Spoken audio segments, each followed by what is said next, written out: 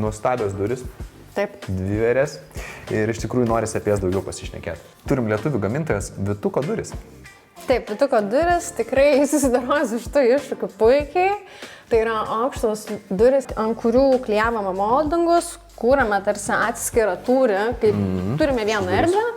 Ir būtent moldingai formina mūsų labiausiai privačią gal zoną, kuri yra miegamasis.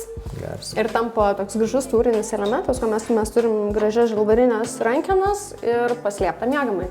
Miglė, o kaip tokios duris turi būti apskritai sumontuojamas ir kada apie tai reikia pradėti galvoti? Iš tiesų, pirmuose etapuose, kuomet statybų vadovas jau atvyksta į butą ir reikia mąstyti apie staktas iš anksto, jos yra montuojamas prieš gipsus. Ir čia žinau, kad yra sumontuota būtent italų gamintojo aliuminio stakta Eklise, kuri yra labai kokybiška ir labai ilgaamžė ir patvari. Ir čia turim į sanmazgą vieną iš dviejų įėjimą su vienveriam Vytuko durim. Taip.